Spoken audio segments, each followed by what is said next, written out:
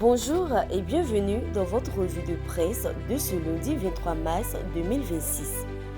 L'hebdomadaire La Clarté s'intéresse à la gestion du pouvoir d'État avec un accent particulier sur la lutte contre la vie chère et la pauvreté.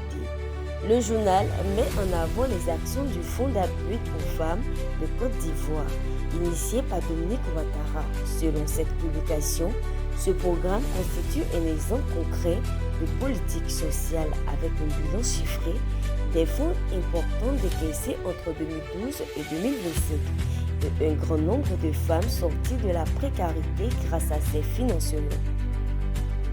De son côté, l'essor ivoirien revient sur le déplacement du président Alassane Ouattara à Paris.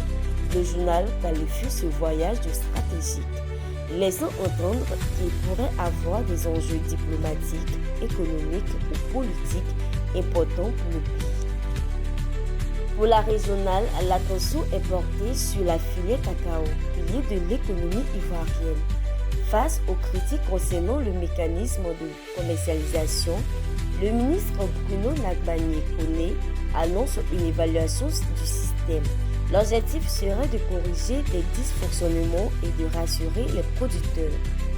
Le journal Génération Nouvelle s'intéresse à la politique africaine de la France et propose une lecture critique.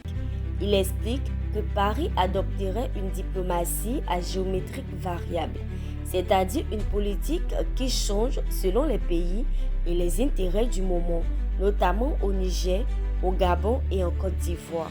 Selon le quotidien, cette approche manquerait de cohérence et de constance.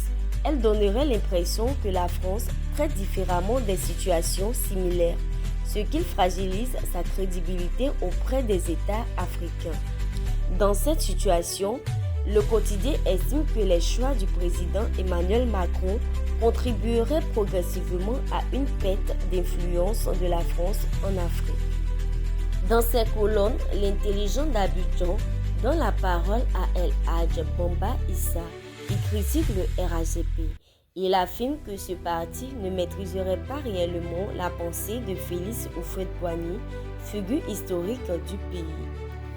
Et pour fermer cette revue, la situation interne du PDCI RDA reste préoccupante. Selon l'Avenir, le climat est toujours tendu au sein du vieux parti. Le journal rapporte que des actes de violence à Bokanda, avec notamment le saccage de résidences de certains cadres, ces derniers seraient pris pour cible après être désolidarisés du groupe parlementaire, signe d'une crise interne persistante. Merci pour votre fidélité. L'information continue sur l'œil de l'actualité.